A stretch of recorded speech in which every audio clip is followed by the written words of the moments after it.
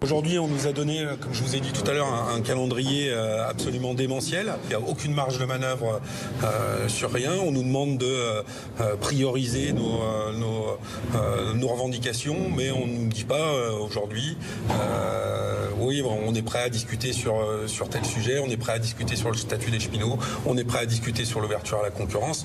On nous dit c'est un package global, on fera passer tout ça, quoi qu'il en coûte. Si on arrive à discuter avec vous, ça passera par la loi. Et puis, de toute façon, si on n'arrive pas à discuter avec vous, ça passera par ordonnance. Et puis, c'est tout. Si tout ça, ça vient à se confirmer, forcément, la grève sera inévitable. Bonsoir Cécile Cornudet, vous êtes éditorialiste politique aux Échos, Thierry Arnaud, chef du service politique à BFM TV. Merci à tous les deux. Bonsoir. Alors, évidemment, on voit que ces concertations, ces discussions ont commencé aujourd'hui.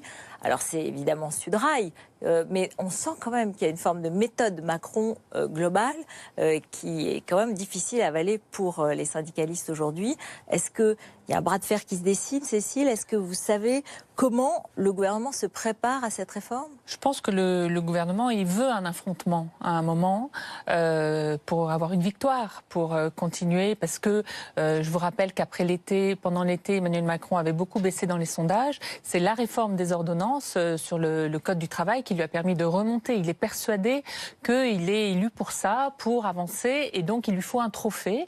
Et donc le gouvernement, je pense, il a extrêmement ciselé cette réforme de la SNCF. Il a choisi délibérément des mots qui sont susceptibles d'électriser le débat, réforme du statut, ordonnance, ça c'est des mots qui mettent un peu le feu aux poudres. En même temps, il a enlevé de la réforme beaucoup d'aspects qui pouvaient vraiment créer un mécontentement qui deviendrait absolument incontrôlable, notamment tout l'aspect retraite qui est sans doute le plus électrisant et reporté à plus tard, et aussi la privatisation ou pas des petites lignes. Donc sur ces deux aspects, il les a écartés. Donc il veut un incendie mais circonscrit. Voilà. Ça c'est clair. Effectivement, parce que du point de vue du gouvernement, montrer qu'on avance et qu'on réforme, c'est la seule manière de rester populaire et de répondre à la mission. En tout cas, c'est la promesse d'Emmanuel Macron depuis le début, depuis sa candidature à l'élection présidentielle. Il est le nouveau monde contre l'ancien, il est le réformateur contre les conservateurs, et les conservateurs, en l'occurrence, on a bien compris que c'est le rôle qu'il avait assigné aux syndicats. Donc effectivement, entendre Philippe Martinez ou entendre un représentant de Sudrail râler en disant que cette réforme est un scandale, globalement, ça lui va très bien. Ça lui poserait davantage de problèmes, au fond, dans sa démarche politique, si Philippe Martinez, patron de la CGT, trouvait la réforme formidable. La question qui est posée, c'est est-ce qu'il a bien calculé le risque? Est-ce qu'il l'a positionné exactement au bon endroit, avec une réforme suffisamment rentre-dedans, si j'ose dire, pour que les syndicats s'y opposent, mais sans aller toutefois trop loin pour enclencher un mouvement de grève qui pourrait poser problème et se retourner contre lui. Et finir en blocage. Et je dirais, il y a un autre argument. Il a toujours en tête, Emmanuel Macron, l'attractivité de la France. Et la SNCF, les mouvements dans les transports, c'est vraiment quelque chose que le monde entier connaît. De la mauvaise image, bien sûr. Voilà, de la Tour Eiffel et des grèves dans les transports. Donc s'attaquer au statut du cheminot, je pense qu'à l'international, c'est un signal important. Oui, mais le risque de la grève, il est mesuré, il est évalué. C'est ça, il y aura une grève, il y aura forcément un affrontement. Au-delà du 22 mars, de cette journée qu'on nous annonce déjà, il y aura, je sais pas, 3 semaines, un mois de mouvement dur, mais le gouvernement s'y attend. Et peut-être le souhaite donc. Toute la question, effectivement, est de savoir si ça dérape, s'il y a des coalitions, si, par exemple, toute la fonction publique embraye. Il y a un risque, parce qu'en parlant de statut du cheminot, qu'est-ce qu'entend le fonctionnaire? Il dit, moi aussi j'ai un statut, est-ce qu'on va me réformer mon statut? Donc en ce moment, vous avez Gérald Darmanin, Olivier Dussopt qui démine un petit peu, qui dit, attention, la réforme de la fonction publique, ce ne sera pas la remise en cause du statut, on travaille sur la rémunération au mérite. Donc ils essayent vraiment de séparer les deux questions. Et de reporter peut-être les annonces sur la réforme des retraites de l'année prochaine aussi. Oui, parce qu'elles étaient prévues. Mais c'est vrai que là, un sondage de Via Voice Libération qui paraît demain indique que les Français considèrent que les réformes économiques et sociales ne sont pas justifiées.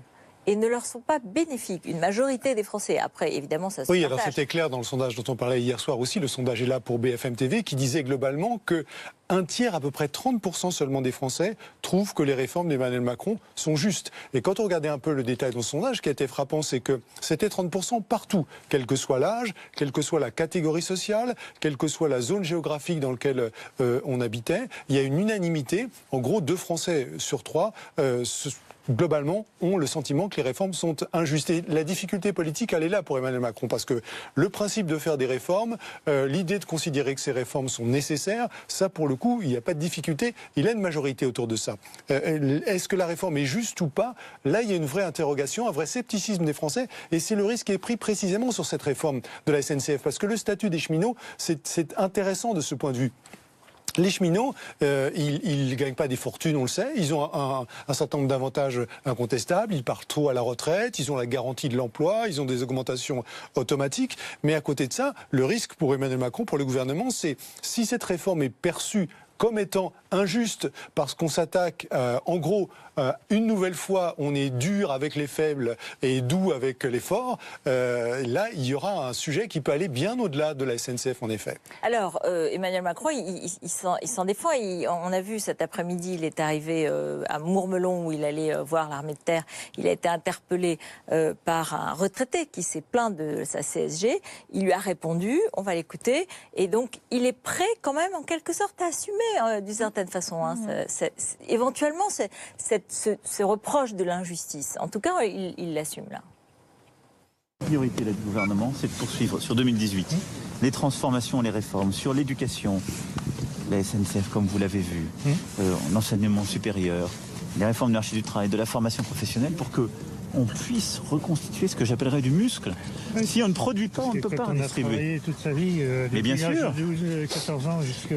Comprendre d'un côté permet de baisser ce qui n'a jamais été fait. On va supprimer toutes les cotisations sociales salariales sur le chômage. Ça fait un peu plus de 3 points de cotisation en moins pour tous les travailleurs. Alors, il justifie, il explique, il essaye de convaincre. Ça ne l'empêche pas de baisser dans un certain nombre de sondages et de monter dans un sondage, et là, pour les Échos, qui sera publié demain. En fait, la difficulté dans les sondages pour lui, il y a deux mouvements. Il y a les gens qui soutiennent Emmanuel Macron, le soutiennent parce qu'il fait les réformes. Donc nous, dans notre sondage de demain, Emmanuel Macron rebondit, et c'est le seul sondage qui a été fait depuis l'annonce de la réforme de la SNCF. Donc le sondeur nous dit qu'il y a sans doute un lien entre les deux. En même temps, plus il fait ce genre de réforme de façon un peu audacieuse, plus ceux qui sont contre lui le sont de façon encore plus virulente. Donc c'est vrai qu'il y a un ressentiment très fort qu'on voit chez les sondés, nous racontent les sondeurs, sur notamment le risque de casse sociale, sur le service public. Et d'ailleurs, ce qui est très intéressant dans le travail de dentelle du gouvernement, c'est aussi sur les mots. Édouard Philippe est en train d'expliquer qu'il faut réformer la SNCF, non pas pour casser le service public, parce qu'il sait que les Français sont très attachés au service public, mais justement pour l'améliorer d'une certaine façon. Donc c'est tout ce jeu-là qui est assez subtil. Est-ce que les gens l'entendront, cette subtilité? C'est pas évident, mais qui est en train de se jouer. Est-ce qu'il y a aussi une question qu'on se posait tout à l'heure? On voit la neige, on voit les naufragés de la neige, on voit des situations parfois, les inondations, des situations de désespoir, de désarroi. Et parfois, on ne voit pas un ministre qui va tout de suite, qui fait une conférence de presse. Enfin, vous voyez, une forme un peu de politique peut-être à l'ancienne, mais qui montre de l'empathie, qui montre un peu la relation avec les gens, en quelque sorte. Et ça, il y a peut-être un manque de ce côté-là, ce qui explique aussi cette inquiétude. Le mot-clé, c'est celui que vous venez de prononcer, qui est celui de l'empathie. Et c'est vrai qu'on ne peut pas dire que ce soit le fort du gouvernement et le fort d'Emmanuel Macron. Et c'est la raison pour laquelle il y est attentif désormais dans ses déplacements. Quand il a eu cet échange avec un retraité, il a veillé à ce qu'une caméra soit présente pour que l'échange soit enregistré et pour argumenter. Et avant de partir, les coordonnées ont été prises par le chef de cabinet de ce retraité qui se plaignait pour voir si sa situation est bien celle-là ou pas. Quand il va voir les soldats aujourd'hui, il fait attention à pas seulement être dans la loi de programmation militaire et dans les grands équilibres de la finance publique, mais essayer de voir ce qu'est la vie quotidienne des soldats également. Demain, il va aller à Fresnes sans les caméras, pour aller parler avec les gardiens de prison de leur travail quotidien, etc. Donc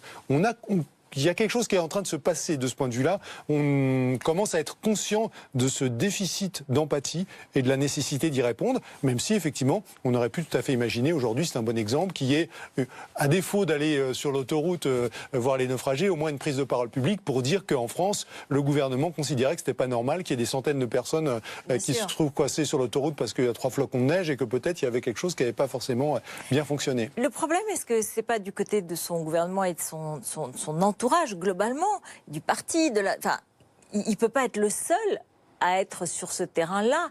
Il doit avoir des relais, normalement. Il y a très peu de politique dans ça. C'est faire de la politique, typiquement. C'est vrai que Nicolas Hulot a mis du temps, par exemple, à aller voir les inondations. Il a mis beaucoup de temps. Donc, voilà, c'est l'envers de la médaille. Société civile, du coup, vous avez peut-être des ministres un petit peu moins réactifs. C'est vrai que pour Emmanuel Macron, le risque, c'est que plus les résultats vont s'améliorer, plus on aura de la croissance, voire une baisse du chômage, plus les gens se diront, certes, c'est bien, bravo Emmanuel Macron, mais et moi, qu'est-ce qui change concrètement dans ma vie? Et c'est cette dichotomie-là qu'il faut qu'il gère. Ils sont nouveaux, donc ils sont d'une certaine manière inexpérimentés. Et ils n'ont pas effectivement cette expérience de la politique. Mais on commence à s'en rendre compte. Et au gouvernement, on reconnaît maintenant un certain nombre d'erreurs de communication. On dit on n'avait pas mesuré l'impact de la CSG, on n'avait pas mesuré que ce serait perçu à ce point-là, que ce serait aussi fort. On a un peu trop fait sur le pouvoir d'achat en disant vous allez voir les salariés dès le mois de janvier 2018, ils vont voir certes leur CSG augmenter, mais ils vont voir surtout leur cotisation sociale baisser et par conséquent il y aura un gain de pouvoir d'achat. On a vendu l'idée que dès la fin du mois de janvier 2018, et on a survendu, dit un membre du gouvernement, cette idée que les bénéfices de la politique pour le pouvoir d'achat français seraient perceptibles dès maintenant, et on a commis une erreur. Merci beaucoup, merci à tous les deux. C'est le 20h Live tout de suite avec Alain Marchal.